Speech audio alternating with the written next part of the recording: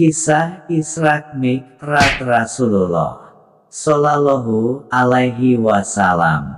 Bismillah, dengan menyebut nama Allah yang Maha Pemurah lagi Maha Penyayang. Peristiwa-peristiwa ketika Isra, ketika Nabi Shallallahu Alaihi Wasallam sedang berada di Hijr Ismail yang terletak di dekat Ka'bah dengan posisi terlentang di antara sepasang kaki. Tiba-tiba Jibril dan Mikail yang ditemani oleh satu malaikat lain mendatangi beliau. Mereka menggotong tubuhnya, dan setelah membawakan air Zam-Zam, mereka meletakkan tubuh beliau dalam posisi telentang dengan punggung di bawah. Jibril lalu meminta tolong mereka mengurusnya. Dalam suatu riwayat disebutkan, atap rumah Nabi Shallallahu Alaihi Wasallam dilubangi. Setelah turun, Jibril membedah lehernya sampai ke perut bagian bawah.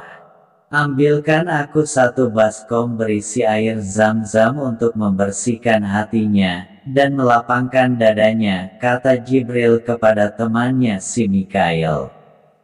Setelah mengeluarkan hati Nabi, Jibril kemudian membasuhnya sebanyak 3 kali. Ia membersihkan semua kotoran yang ada padanya. Setelah ikut membantu Jibril membawakan baskom berisi air Zam-Zam berganti-ganti sebanyak 3 kali, Mikail lalu membawakan sebuah baskom terbuat dari emas yang berisi penuh dengan hikmah dan iman. Setelah menuangkan sifat santun, ilmu, keyakinan, dan Islam ke dalam dada Nabi, Jibril kemudian mengatupkannya kembali.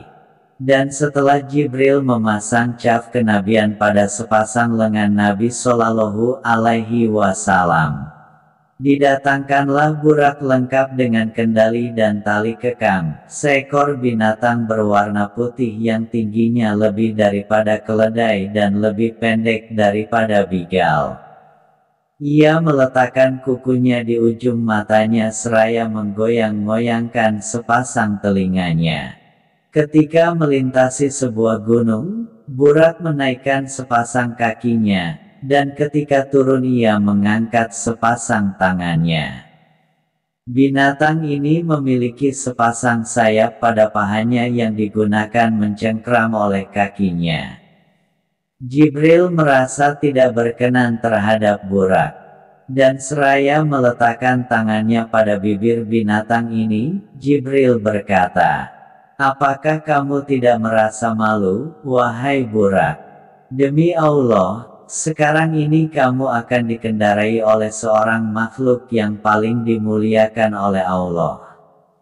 Mendengar itu burak merasa malu, sehingga sekujur tubuhnya bercucuran keringat.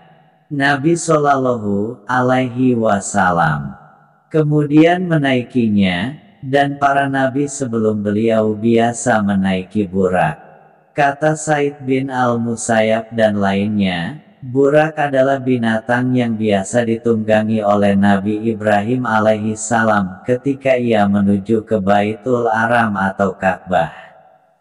Keberangkatan Nabi Shallallahu Alaihi Wasallam dengan diapit oleh Jibril di sebelah kanan, dan oleh Mikail di sebelah kiri. Kata Ibnu Sa'ad, yang membantu Nabi Shallallahu Alaihi Wasallam, menaiki burak adalah Jibril, dan yang memegang kendalinya adalah Mikail. Mereka terus bergerak hingga tiba di sebuah tanah yang terdapat banyak pohon kurma.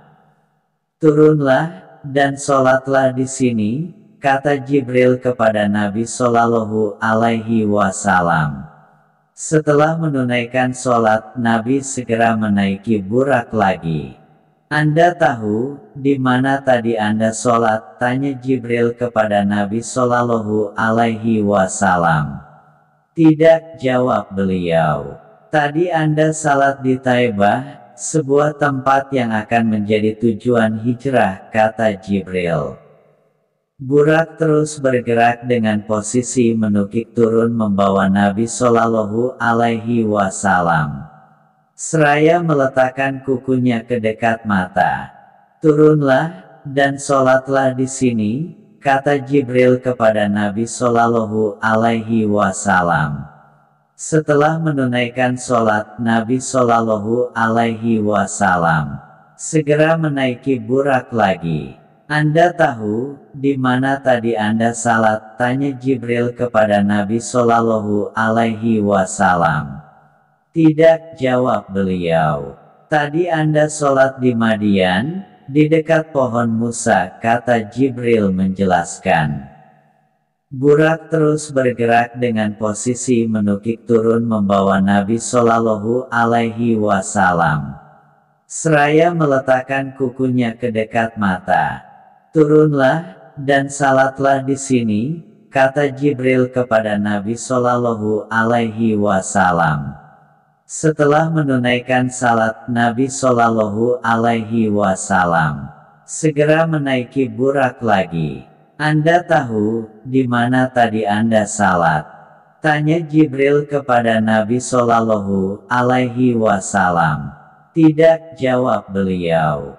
"Tadi Anda salat di Bukit Tursina, tempat di mana Allah dahulu pernah berfirman secara langsung kepada Musa," kata Jibril menjelaskan. Selanjutnya rombongan tiba di sebuah tanah lapang yang memperlihatkan dengan jelas beberapa bangunan istana Syria. "Turunlah, dan sholatlah di sini," kata Jibril kepada Nabi Shallallahu Alaihi Wasallam. Setelah menunaikan sholat, Nabi Shallallahu Alaihi Wasallam segera menaiki burak lagi. Burak terus bergerak dengan posisi menukik turun membawa Nabi Shallallahu Alaihi Wasallam. "Anda tahu di mana tadi Anda salat?" tanya Jibril kepada Nabi Shallallahu Alaihi Wasallam. "Tidak," jawab beliau. "Tadi Anda sholat di Bait Lahem, tempat di mana Isa bin Maryam dilahirkan," kata Jibril menjelaskan. Bacaan untuk menghalau Ifrit. Ketika sedang mengendarai burak itulah, Nabi Shallallahu Alaihi Wasallam tiba-tiba melihat seekor Ifrit dari golongan jin yang sedang membawa sebatang obor. Dan begitu menoleh ke belakang, beliau bisa melihatnya. "Aku ingin mengajarkan kepada Anda beberapa kalimat yang kalau Anda baca, maka obor itu akan padam dan si Ifrit akan lari terbirit-birit," kata Jibril kepada Nabi Shallallahu Alaihi Wasallam. "Baiklah," kata beliau. "Bacalah A'udzu biwajhillahil karimi wa bi kalimatillahi tamatil latila yujawizuhun nabirun wala fasikun min syari ma yunzalu min as-samai wa min syari ma yaruju fiha wa min syari ma zara'a fil ardi wa min syari ma yahruju minha wa min fitanil laili wan nahari wa min tawarikil laili wan nahari ila tarikan yatruku bihairin."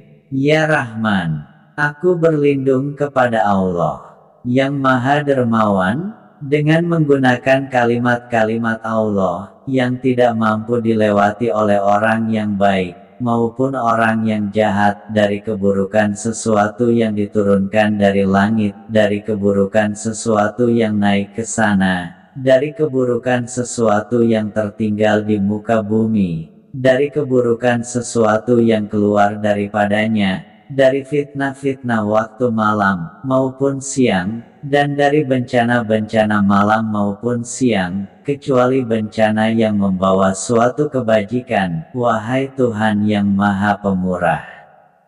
Begitu Nabi Shallallahu Alaihi Wasallam selesai membacanya, si Ifrit lari tunggang langgang sehingga ia jatuh dan obornya pun padam. Pahala para mujahid. Rombongan terus melanjutkan perjalanan sehingga mereka mendapati beberapa orang yang menanam dan sekaligus mengetam pada satu hari yang sama.